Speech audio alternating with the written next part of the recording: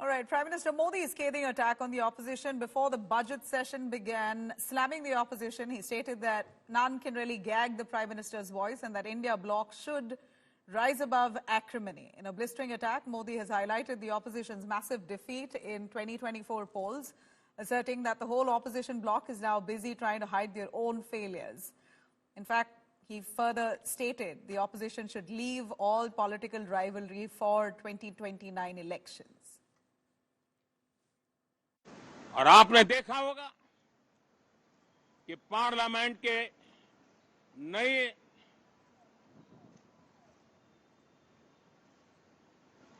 संसद गठन होने के बाद जो पहला सत्र था 140 करोड़ देशवासियों ने बहुमत के साथ जिस सरकार को सेवा करने का हुक्म किया है देशवासियों ने, उसकी आवाज को कुचलने का अलोकतांत्रिक प्रयास हुआ।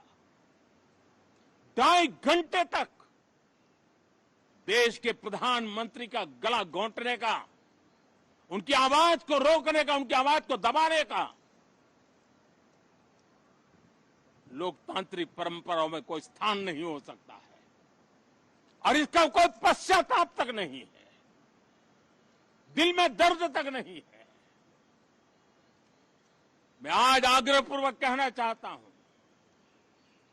देशवासियों ने हमें यहां देश के लिए भेजा है, दल के लिए नहीं भेजा है। ये सदन दल के लिए नहीं, ये सदन देश के लिए है। ये सदन सांसदों तक की सीमा तक नहीं है, 140 करोड़ देशवासियों की एक विराट सीमा करके ये लिए है। मैं विश्वास करता हूं कि हमारे सभी माननीय सांसद पूरी तैयारी के साथ चर्चा को समृद्ध करेंगे। कितने ही विरुद्ध विचार होंगे, विरुद्ध विचार बुरे नहीं होते हैं, नकारात्मक विचार बुरे होते हैं। जहां सोचने की सीमाएं समाप्त हो जाती है, देश को नकारात्मकता की जरूरत नहीं है। देश को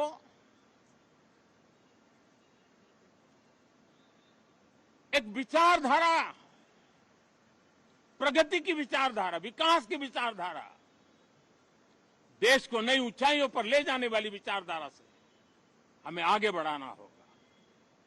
मैं पूरा आशा करता हूं कि हम लोकतंत्र के इस मंदिर का भारत के सामान्य मानवीय की आशा आकांक्षाओं को पूर्ण करने के लिए सकारात्मक रूप से उपयोग करेंगे। मुझे आज बहुत दुख के साथ कहना है कि 2014 के बाद कोई सांसद 5 साल के लिए आए, कुछ सांसदों को 10 साल के लिए मौका मिला, लेकिन बहुत से सांसद ऐसे थे जिनको अपने क्षेत्र की बात करने का अवसर नहीं मिला, अपने विचारों से संसद को समृद्ध करने का अवसर नहीं मिला, क्योंकि कुछ दलों की नकारात्मक राजनीति ने देश के संसद के महत्वपूर्ण समय को एक प्रकार से अपनी राजनीतिक विफलताओं को ढांकने के लिए दुरुपयोग किया है।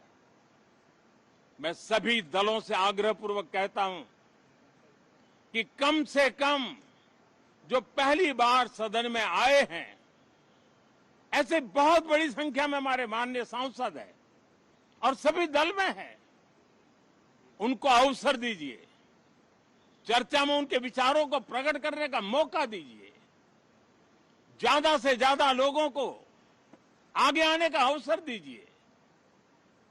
चुने हुए सभी सांसदों का कर्तव्य है, सभी राजनीतिक दलों की विशेष जिम्मेवारी है कि हमने दल के लिए जितनी लड़ाई लड़नी थी लड़ ली। अब आने वाले 5 वर्ष के लिए हमें देश के लिए लड़ना है, देश के लिए जूझना है, एक और नेक बनकर के जूझना है।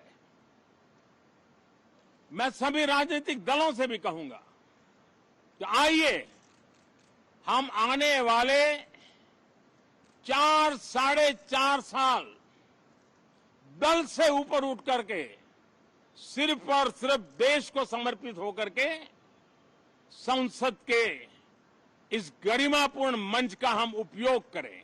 Sir, the Prime Minister has requested all MPs, irrespective of party they belong to be united for a Viksit Bharat vision. How do you see this? I think it's good advice, but that advice must also be followed with the government. The government must also give space for the opposition to air its views.